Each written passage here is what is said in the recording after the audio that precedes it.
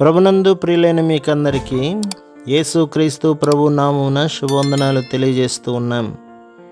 దైవ సేవకులు బ్రదర్ భక్తి సింగ్ గారి పరిచర్యలో నుండి అలసిన వారిని ఓరడించు మాటలు.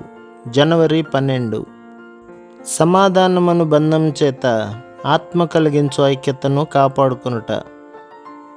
ఎఫెసీ పత్రిక 4వ అధ్యాయం 3వ వచనం.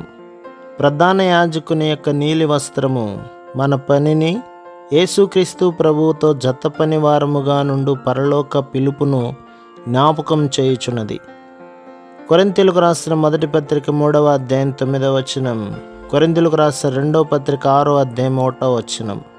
మనం పరలోక పిలుపును కలిగి ఉన్నాము. హెబ్రీ పత్రిక 3వ అధ్యాయం 1వ వచనం. ఆ పిలుపులో ప్రతి ఒక్క విశ్వాసికి భాగం కలదు. అదే భాగంలో కొరింథీయులకు రాసిన మొదటి పత్రిక 9వ అధ్యాయం 3వ వచనంలో మనము దేవుని గృహమై ఉన్నామని మనకు చెప్పబడినది.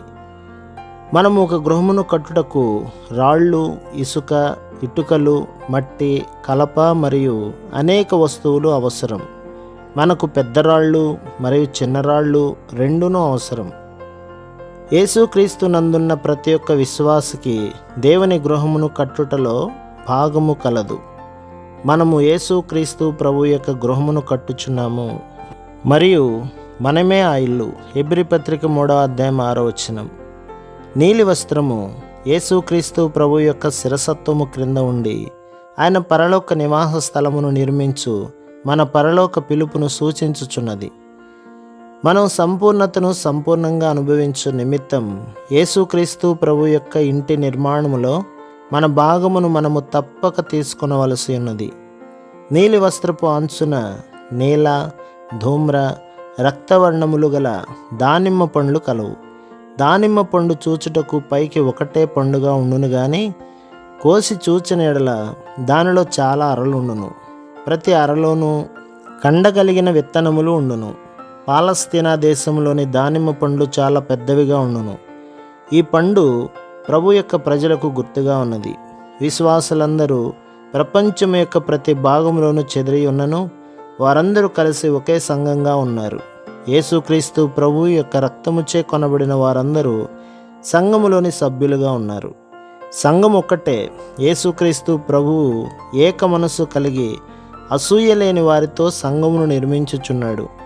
అప్పుడే నీవు ఆయన సంఘమును కట్టుటలో యేసుక్రీస్తు ప్రభువుతో జతపని వాడవగదువు. ఎలాగున అనేక అరలలోనున్న దానిమ్మ విత్తనములన్నీ ఒక పండుగా ఉన్నవో అలాగే యేసుక్రీస్తు ప్రభు యొక్క జీవము ద్వారా మనము ఒక్క శరీరంగా ఉంచబడుచున్నాము.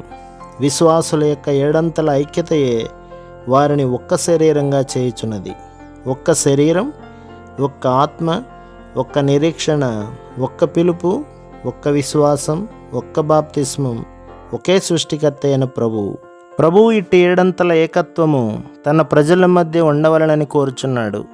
ఆరంభంలో అనేకులు నేను పౌలు వాడను, నేను అపోల్లో వాడను, నేను కేఫా వాడను అని చెప్పనారంభించినందున విభజనలు వచ్చెను. దేవుని సంఘమునకు ఏ మానవ పేరును పెట్టకూడదు. ఆ పేర్లు, బిరుదులు విభజనలు తెచ్చును. కేవలం ఏకత్వం ద్వారానే మనము పరలోక సంఘమును నిర్మించగలం. దానిమ్మ పండ్లు సజీవ సంఘమునే మనకు జ్ఞాపకం చేయుచున్నవి కానీ మరి ఏ కట్టడమును కాదు. ప్రభు మిమ్మును, మీ కుటుంబములను, మీ సంఘములను దీవించి ఆశీర్వదించునుగాక. ఆమెన్.